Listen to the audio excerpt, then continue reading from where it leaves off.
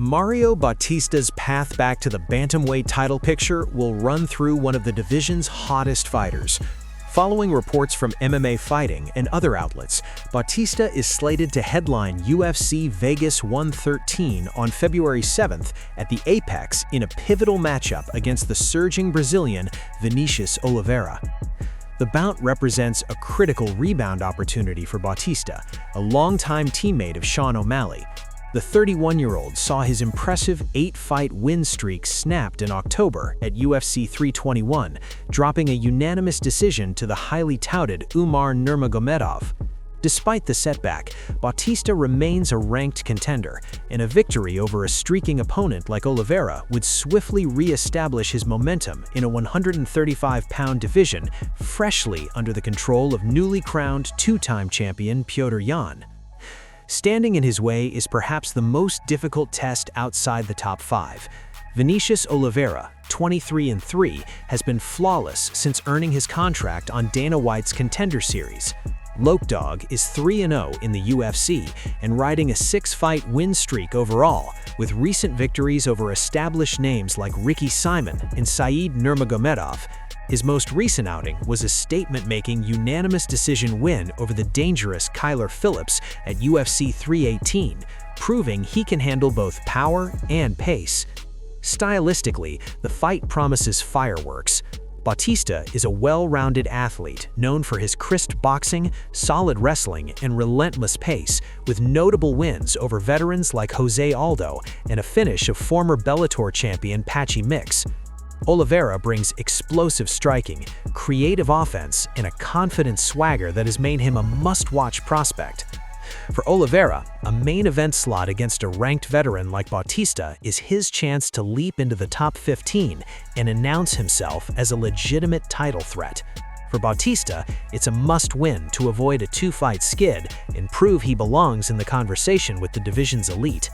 While contracts are still being finalized, the targeted matchup is a perfect piece of matchmaking for a UFC Apex headliner, a high-stakes clash between a proven contender looking to reclaim his spot and a hungry, undefeated prospect aiming to steal it.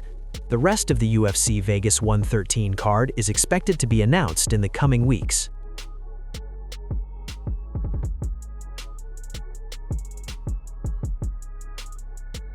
Following the grueling culmination of a historic but ultimately unsuccessful 2025 campaign, Merab Dvalishvili has been offered some veteran wisdom from UFC Hall of Famer Michael Bisping. Press pause. After seeing his UFC bantamweight title reign end in a unanimous decision loss to Petr Yan at UFC 323, Dvalishvili finds himself at a career crossroads, having fought 4 times in a single calendar year, defeating Umar Nurmagomedov, Sean O'Malley, and Corey Sandhagen before the Yan rematch. The physical and mental toll is undeniable. While the competitive fire still burns, with Dvalishvili already calling for an immediate trilogy, Bisping believes the wisest path is one of patience and recovery. In a recent video on his YouTube channel, The Count acknowledged Dvalishvili's claim to a rematch but urged a strategic retreat. Merab probably deserves the rematch if we're being honest, Bisping stated. Look at the body of work, then yeah, he probably does, but there's Umar Nurmagomedov out there. I would say let Yan defend for a minute. Take a break, brother. Have a little bit of time off. You've done incredible things. Bisping's advice taps into a deeper understanding of the sport's relentless grind. You've represented your country at the highest level, and you have put yourself through it, he continued, advocating for a substantial respite. Have 3, 4, 5 months off, rest on your laurels, reap the rewards of your riches and your spoils, okay? Relax, take a break, let the body and the mind relax a little bit, then come back and look to take your throne. This counsel comes at a pivotal moment. The bantamweight division is moving swiftly, with Yan now as champion and a queue forming behind him. Umar Nurmagomedov faces Davison Figueiredo at UFC 324 with a likely title shot on the line, and other contenders like Sean O'Malley are looking to re-enter the picture. An immediate rematch is not a foregone conclusion. for Dvalishvili, a fighter whose identity is built on relentless activity, stepping back may be the ultimate challenge. Yet, a period of recovery could be his greatest strategic advantage. Returning refreshed and retooled, rather than diving directly back into another brutal camp, could allow him to address the tactical gaps Yan exposed and return as an even more formidable force. Bisping's message is clear. The throne will still be there to reclaim, but only if the machine takes the time to properly refuel. The greatest fight right now might not be against Petr Yan, but against his own relentless nature.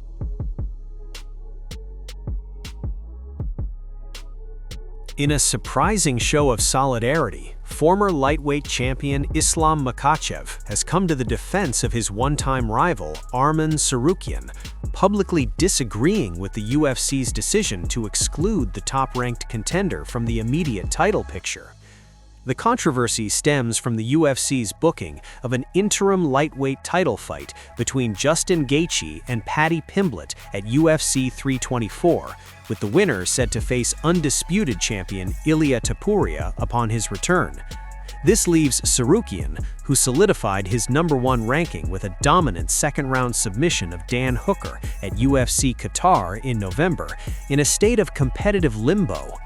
UFC CEO Dana White has been unequivocal about Tsarukyan's position, stating the Armenian must work his way back due to his last-second withdrawal from a scheduled title fight against Makhachev at UFC 311. Makhachev, however, sees the situation differently. In a recent interview with Red Corner MMA, the now welterweight champion questioned the promotion's logic.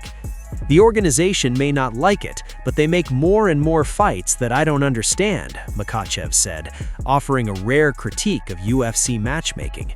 "Of course, I think Arman should have gotten the title shot." Makhachev outlined the practical consequence of the current plan, a lengthy delay for Tsarukyan.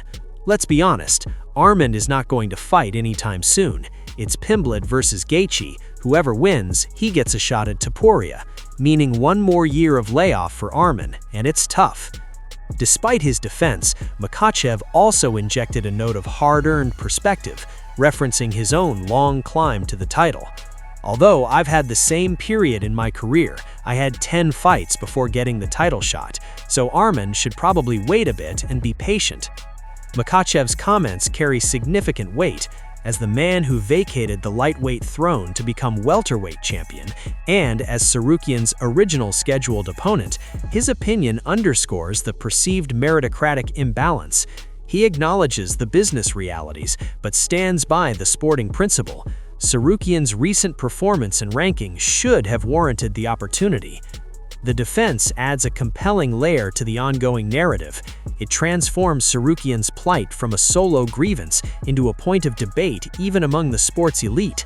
While Tsarukyan prepares for a grappling match against Shara Bullet to stay busy, he now has a powerful, unexpected ally in his corner.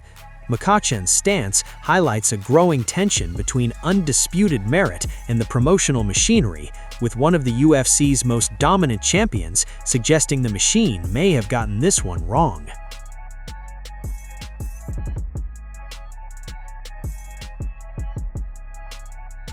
The final chapter of Henry Cejudo's legendary combat sports career closed not with a victory, but with a war, and on his own terms. Following a hard-fought decision loss to the surging Peyton Talbot at UFC 323, the former two-division champion and Olympic gold medalist took to social media to issue a heartfelt and reflective farewell, expressing gratitude for his journey and satisfaction with his gritty final stand. In a lengthy statement on Instagram, Triple C embraced the nature of his exit. "Well, that's not exactly how I envisioned the fight playing out, but it wasn't the worst ending either," Cejudo wrote. "The streets are saying I went out in a blaze of glory, and after those last 10 seconds, I'd have to agree. I gave it everything I had." His words captured the essence of his final performance, a bloody 3-round battle where the 38-year-old veteran traded fiercely with a younger, hungry contender until the final bell, earning a roar of respect from the Las Vegas crowd and a heartfelt embrace from UFC CEO Dana White cageside. Cejudo's message was one of profound gratitude and fulfillment. He thanked the UFC for the opportunity to extend his athletic legacy beyond the wrestling mats, stating, "I can confidently say I accomplished everything I set out to when I stepped into the octagon in those gold shorts all those years ago." He reserved special praise for his team and family, the driving force behind his career. "I never did it for a paycheck, I did it for you. On to the next chapter. Triple C is out." In a separate post, he specifically honored Dana White, crediting the UFC boss for the platform that defined the second half of his athletic life. "Thank you, Dana, for building this sport into what it is and positively impacting hundreds of millions of lives across the planet. You turned nothing into something and deserve all of the respect in the world. Glad I could put on one last war for this company." Cejudo retires with a professional record of 16-6, culminating in a 4-fight skid during his comeback from a 3-year retirement.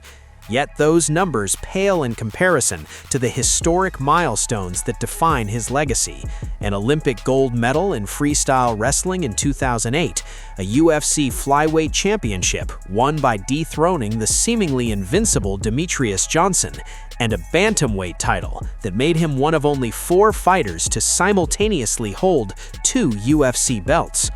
While the immediate sting of a loss may linger, Henry Cejudo's final statement made it clear he sees the bigger picture.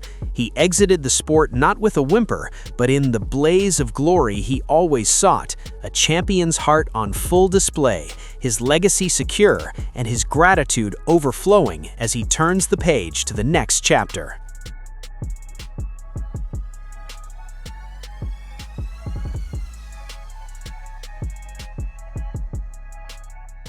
Stepping back into the octagon at UFC 323, Maycee Barber carried more than just the pressure of a comeback fight.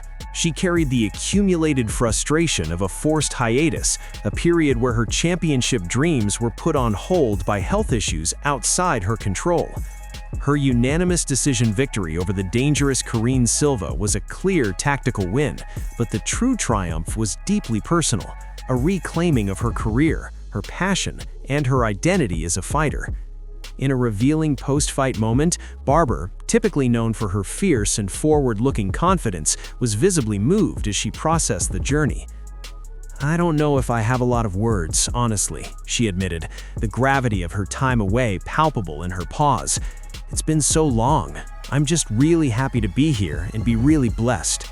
She described the profound dissonance of the past year, a professional athlete with a singular goal, yet unable to perform the very act that defines her. This conflict made her return about something more fundamental than competition. "Having that taken away from me was really challenging and frustrating," Barber explained, emphasizing that her frustration was also for the team that stood by her. This context transformed the night, so just being able to walk out to the octagon tonight was a win. For Barber, the fight was almost the bonus. The victory was in the walk. Professionally, the implications are significant. By defeating the number 11 ranked Silva, Barber did more than just add a win to her record. She executed a critical course correction.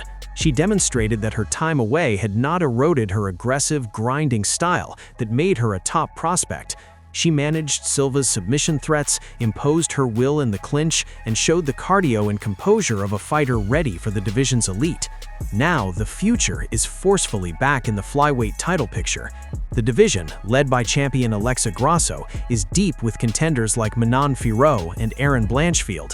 Barber's return adds a compelling new narrative, not just of a talented fighter, but of a resilient one who has navigated a setback that had nothing to do with an opponent's skill. Her championship pursuit is no longer just about potential, it's now underscored by proven perseverance.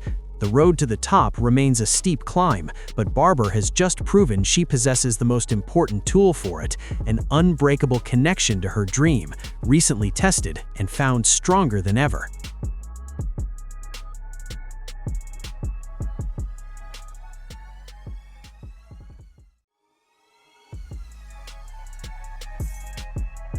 Frustrated by his exclusion from the UFC lightweight title picture, top-ranked contender Arman Tsarukyan is taking matters, and his talents, into his own hands.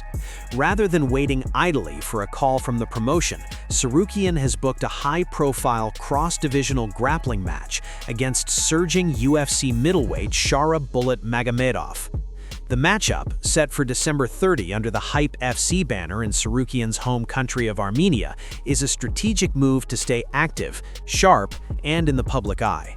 This continues a pattern Tsarukyan established in 2025 when he competed in 3 successful grappling matches between his UFC wins over Charles Oliveira and Dan Hooker, defeating notable names like Patrick E. Pitbull and Benson Henderson. The booking comes in direct response to Tsarukyan's recent snub. Despite cementing his status as the division's clear #1 contender with a dominant submission victory over Dan Hooker at UFC Qatar, the UFC opted to book an interim lightweight title fight between Justin Gaethje and Paddy Pimblett at UFC 324, bypassing Tsarukyan entirely. UFC CEO Dana White later reinforced that Tsarukyan must work his way back due to his withdrawal from a scheduled title fight against Islam Makhachev earlier in the year. Facing Magomedov presents a unique and risky challenge. While Tsarukyan is one of the lightweight division's most feared grapplers, he will be facing a much larger opponent. Magomedov competes at 185 pounds in the UFC and is known for his spectacular, unorthodox striking. The bout will be contested at middleweight and will only end via submission, testing Tsarukyan's technique against a significant size disadvantage and Magomedov's own underrated ground game. For Magomedov, this is an opportunity to showcase a different dimension of his skills and gain experience against an elite-level grappler. For Tsarukyan, it's a chance to stay busy, collect a payday, and maintain his competitive edge while sending a clear message to the UFC: he won't sit on the shelf. The December 30th clash is more than just a grappling exhibition. It's a statement of intent from a fighter refusing to let promotional politics dictate his rhythm. While the path back to a UFC title shot remains complicated, Arman Tsarukyan is ensuring that when the call finally comes, he'll be anything but rusty.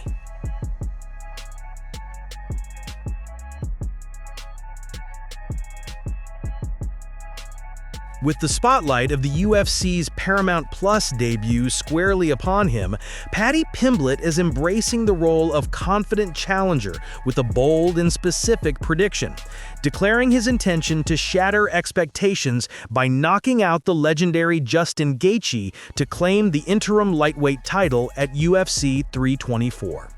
In a recent interview, the baddie directly addressed the prevailing narrative surrounding the matchup. Most analysts point to Gaethje's iconic concussive striking and Pimblett's opportunistic grappling as the defining clash of styles, suggesting the Brit's safest route is to take the fight to the mat. Pimblett, however, plans to defy that logic entirely. "I think everyone's going to be shocked, to be honest, because I think I'm going to knock him out," he proclaimed.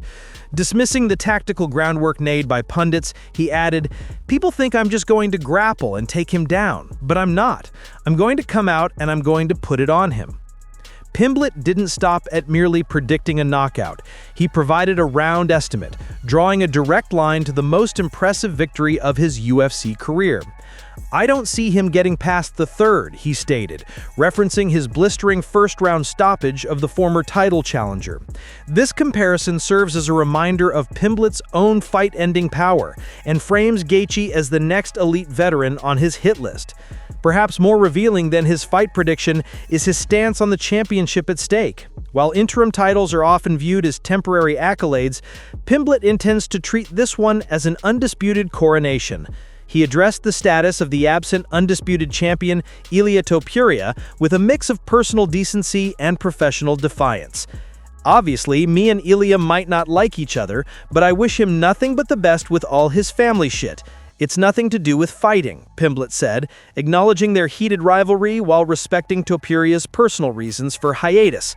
He then made his championship philosophy crystal clear. "But when I win this belt, I'm the champ for now. I don't care if it says interim on it, I'm the champ. Ilia is out of the cage." This statement is a strategic power play. It frames UFC 324 not as a #1 contender bout, but as a definitive championship event in its own right. By declaring himself the champ for now, Pimblett seeks to establish immediate legitimacy and narrative control, ensuring that a victory would position him not as a waiting challenger, but as a reigning title holder whom Topuria must eventually confront to reclaim his throne. It's a mindset that adds immense pressure to the moment. Pimblett isn't just fighting for a future opportunity. In his view, he's fighting for the present-day crown. Now he must back up that towering self-belief by doing what few believe he can: stand and trade with, and ultimately finish one of the most feared strikers in lightweight history.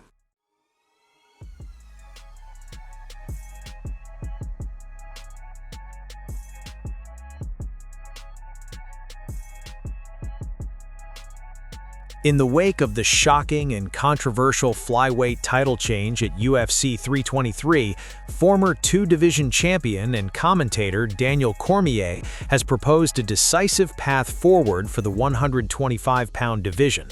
With new champion Joshua Van crowned due to an early injury to Alexander Pantoja and surging contender Tatsuro Taira fresh off a dominant win over Brandon Moreno, Cormier believes the UFC must act swiftly to capitalize on the momentum of its new generation rather than let the division stall. Speaking on his podcast, Cormier addressed the awkward situation head-on. Pantoja had been beating everybody, but now he's going to be out for a bit, he acknowledged, referring to the legitimate arm injury that will sideline the former champion. That was a real injury. It will take some time. With that recovery window in mind, Cormier's solution is clear and urgent: book Van against Taira immediately. I believe that Tatsuro Taira, after beating Brandon Moreno and finishing Brandon Moreno, should be fighting for the belt, Cormier stated.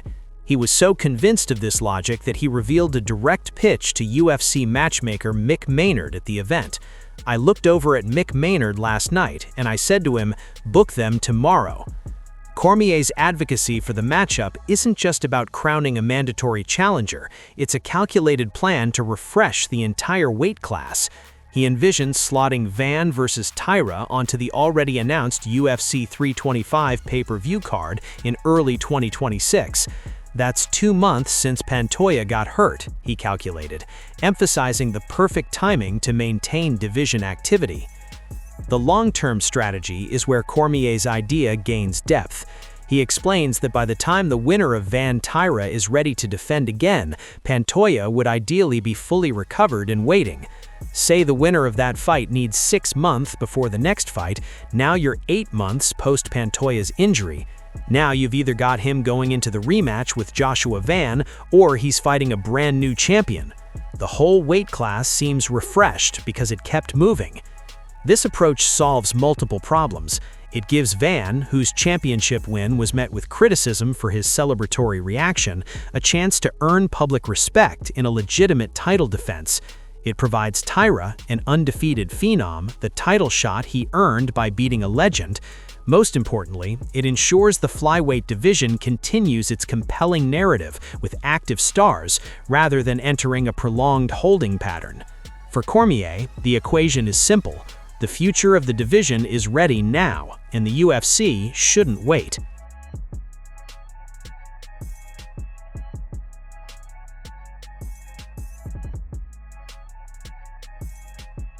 Fresh off reclaiming the UFC light heavyweight championship with a decisive victory over Magomed Ankalaev at UFC 320, Alex Pereira is already looking toward an unprecedented piece of combat sports history.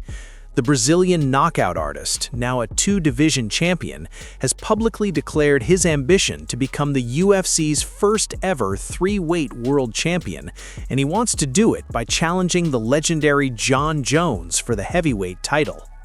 In a recent interview, Pereira revealed that he has already discussed the monumental move with the UFC. "I mentioned the White House against Jon Jones," Pereira stated. "I've also even spoken to the UFC about a fight at heavyweight for a third belt.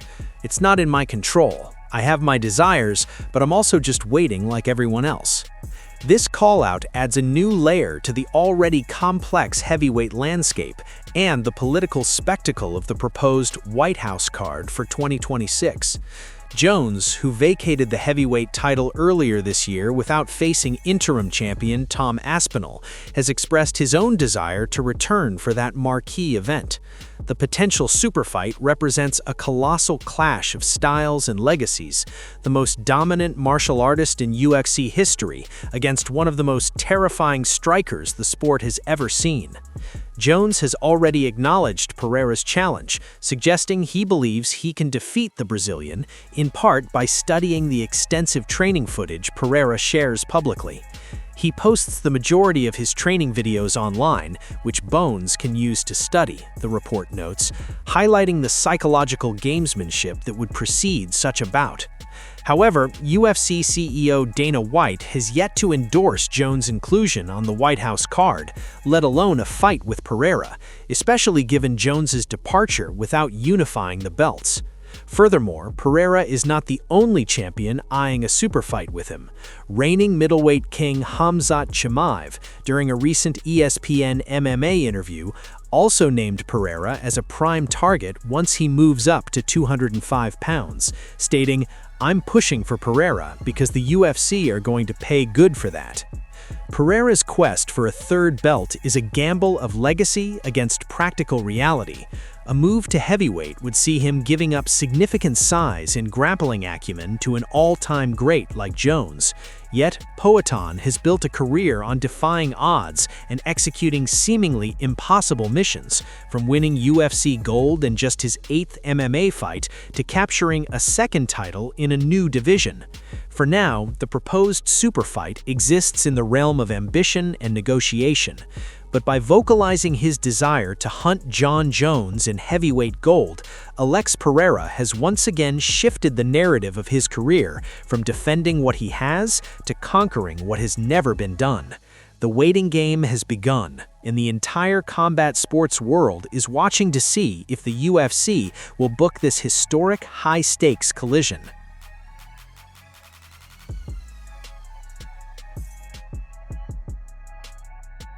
Former bantamweight champion Sean O'Malley is reading between the lines of Petr Yan's laughter. After Yan reclaimed the UFC bantamweight title with a masterful victory over Merab Dvalishvili at UFC 323, the question of a potential rematch with Suga was posed to the new champion. His response, a dismissive chuckle, has not gone unnoticed by O'Malley as he prepares for his own pivotal comeback fight against Song Yadong next month. In a recent video on his YouTube channel, O'Malley dissected Yan's reaction, framing it as part of a pattern of avoidance. Tim Welch, coach, showed me this morning they asked Petr if he would give me a rematch if I beat Song or whatever, and he starts laughing, O'Malley noted. Every time Petr's been asked about a rematch, even before this, he's avoided it. O'Malley was careful not to label Yan's behavior as fear, but he questioned Yan's rationale. Yan has previously suggested O'Malley is not yet deserving of another title shot, a stance Suga finds contradictory. Wouldn't that be a great reason to defend the belt? O'Malley argued, drawing a parallel to his own career. I fought Cheeto, Marlon Vera, he added, referencing his immediate rematch with Marlon Vera to avenge his first career loss, a move he sees as the mark of a true champion. The history between the two adds a compelling layer. O'Malley defeated Yan via a narrow and highly controversial split decision in their first encounter in 2023, a result that many, including Yan, disputed. That win catapulted O'Malley to a title shot and the championship, while the loss sent Yan on a path of rebuilding that he has now spectacularly completed. For a Yan-O'Malley rematch to materialize, O'Malley first must navigate a dangerous hurdle in the form of the heavy-hitting Song Yadong. I just gotta go and get through Song. No easy task there, he acknowledged, keeping his focus on the immediate challenge. A victory would re-establish O'Malley in the win column after 2 losses to Merab Dvalishvili ended his title reign. But it may not be enough to leapfrog other contenders like Umar Nurmagomedov, who is also loudly campaigning for a shot. Yan himself pointed to Dvalishvili and Nurmagomedov as more logical next opponents in the post-UFC 323 landscape. This leaves O'Malley in a position where he must not only win, but likely win in a spectacular fashion to force the UFC's hand and turn Yan's dismissive laugh into a signed contract. For Sean O'Malley, the road back to the title is paved with more than just rankings. It's about narrative. By highlighting Yan's perceived avoidance and framing a potential rematch as a champion's duty, O'Malley is already building the storyline. His next step is to make that story impossible to ignore with a highlight reel performance in February.